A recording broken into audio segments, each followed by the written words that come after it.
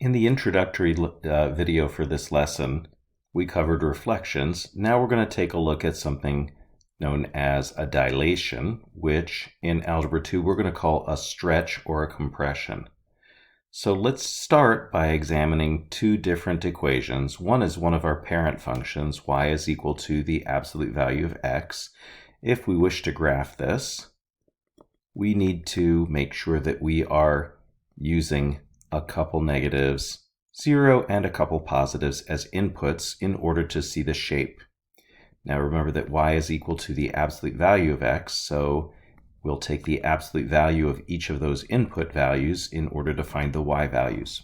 Now let's plot -2, 2, -1, 1, 0, 0, 1, 1, and 2, 2, and that gives us that nice characteristic V shape of the absolute value function.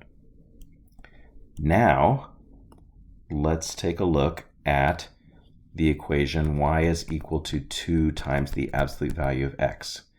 If we replace x with a number, in order of operations, we would take its absolute value and then multiply that result times 2.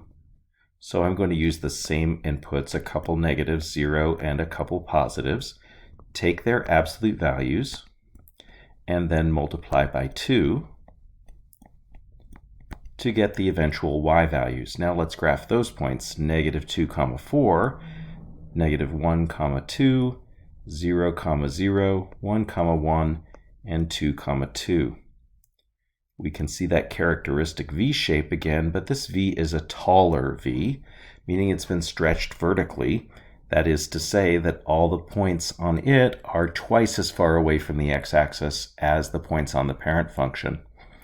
Picture the graph stretching, but what you'll notice is that one key point, the point that's on the x-axis, does not move when we stretch it or multiply its y value times 2. So picture that one staying put, but all the other points stretching farther away from the x-axis.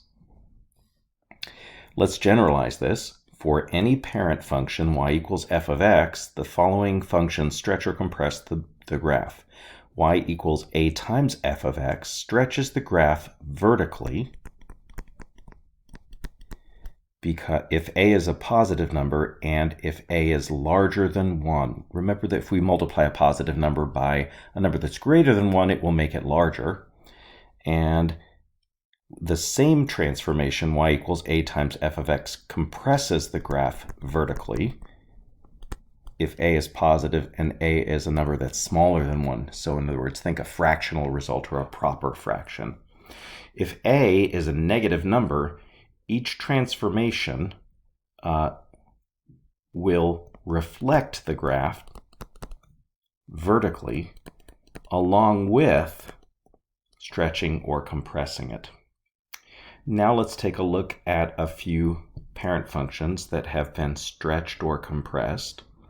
Y equals 3 times the square root of x. Our parent function is obviously y equals the square root of x. The new origin point is actually the old origin, 0, 0. Remember that a translation or a shift in the graph is caused by addition or subtraction in the parent function. And we don't see any addition or subtraction here. There is, however, a stretch, and since the times 3 multiplication causes a stretch, is outside that square root, it's a vertical stretch by a factor of 3. So I'm just going to write a little times 3 as a note to myself. The graph will be 3 times as tall. There is no reflection because there is no multiplication by a negative. So I know that the directions here say without using a table of values, but you certainly may use a table of values if you wish. Eventually, the hope is that you move away from the table of values, but use that until you feel comfortable. So I'm going to create a 3-column table, one with our input values, the x's, and in order of operations, we need to take their square root and then multiply by 3 in order to find the y values. So with square roots, I need to be mindful of my inputs. So I'm going to use my inputs starting with 0 because 0 is the smallest number that we may take a square root of. 0's square root is 0. 3 times that is still 0. And then 1, 1's square root is 1, and 3 times that is 3. And then I'm going to move to 4 because 4's square root is 2. The square root of 4 is 2, which is a whole number. Multiply that by 3 and we get 6. And then to 9, the square root of 9 is 3. Multiply that by 3 and we get 9. So that's going to give me some ordered pairs to graph. I'm going to graph them from the new origin, which is the old origin, so we're just going to graph points.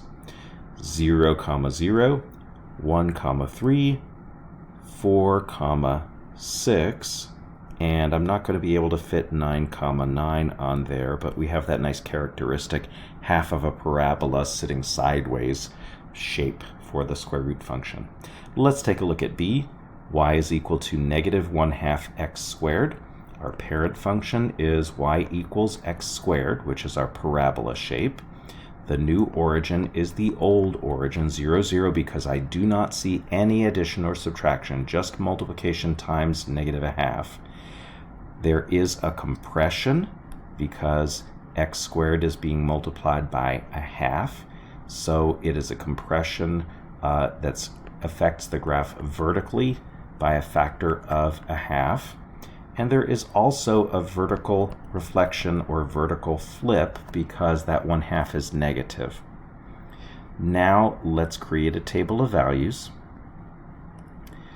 So I need to pick my input values, and then in order of operations we take care of exponents first, so I'll square and then multiply that result by -1/2.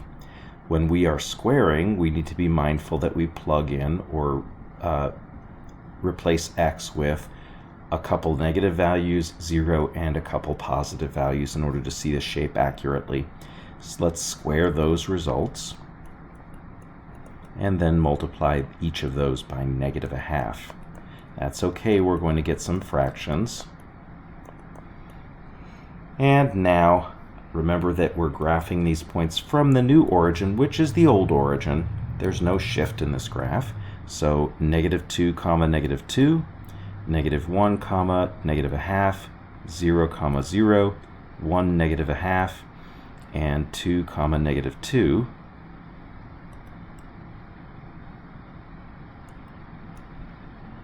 And that's going to give us that characteristic parabola shape, but notice that the parabola is opening downward because the graph has been flipped or reflected vertically. All right, let's try one on your own. Pause the video while you do this and try A below. All right, hopefully you found that characteristic water slide, if you will, shape to the cubic function, and it's been compressed vertically by a factor of 1/2. Next, try B on your own and pause the video while you do this. Here's the graph of this absolute value function, which is flipped or reflected vertically and also stretched vertically by a factor of 3. You may have noticed that all of the functions that we graphed in the previous 4 examples have not been shifted. Now we're going to add shifts to our repertoire of transformations. And the shifts will be caused by addition and subtraction in the function to be graphed. So in A, our parent function is y equals x squared, and we can see some transformations. It's been multiplied by 2 and 3 has been subtracted from it. So I want to think of this in terms of 2 times x minus 0 squared minus 3. That minus 0 is on the inside, which means that we're not shifting horizontally, but we are shifting vertically. So the new origin is 0, -3. There is a vertical stretch associated with this because there's a times 2 that's outside of the x squared. So it's multiplying after squaring, which means that it's affecting the y value.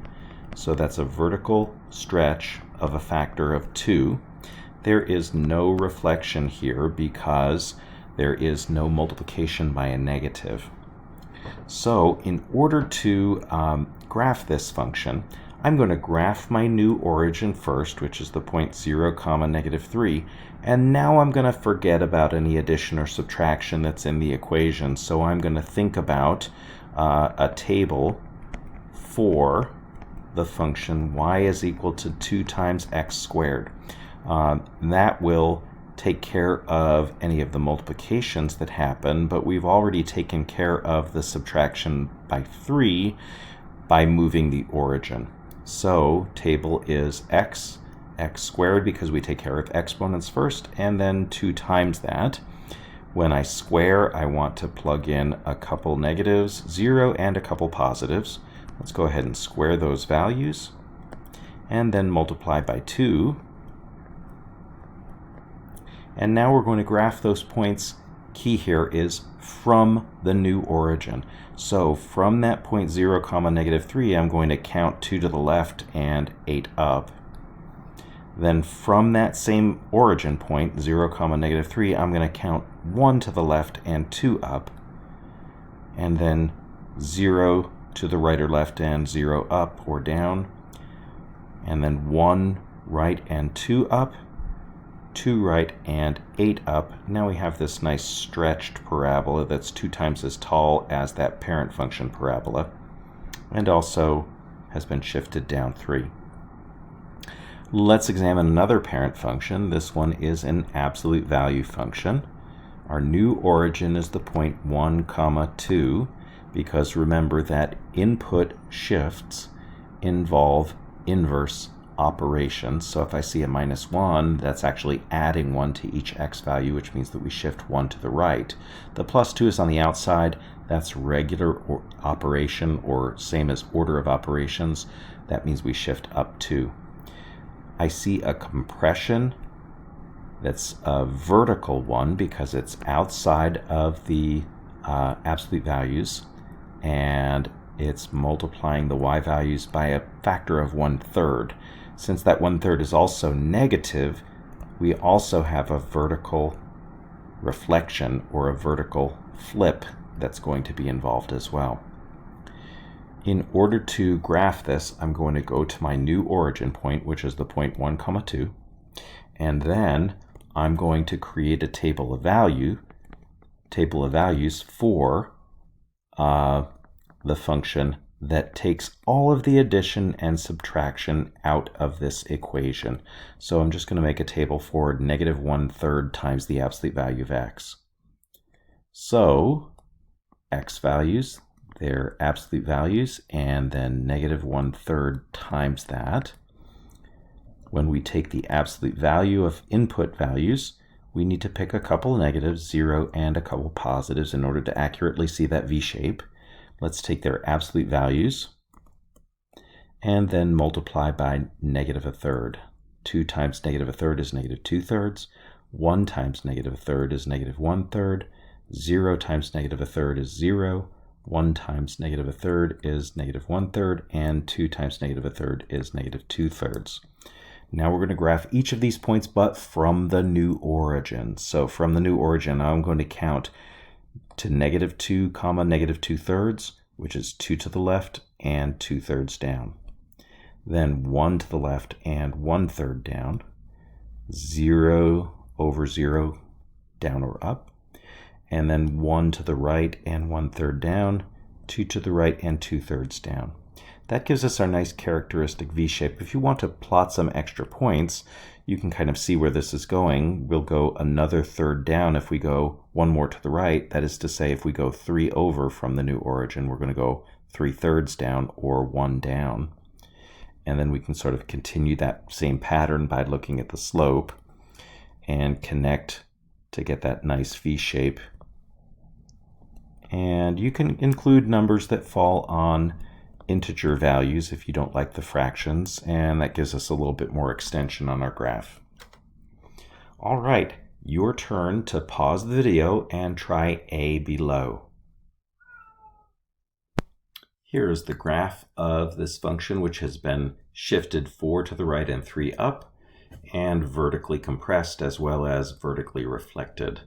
All right, now try B on your own. And here's the graph of this transformed function. If you want to think of there being a plus 0 added to the outside of the 1/2 x plus 3 cubed, you can. That will identify the y-coordinate of your new origin. So the new origin is -3, 0. That's it for this lesson.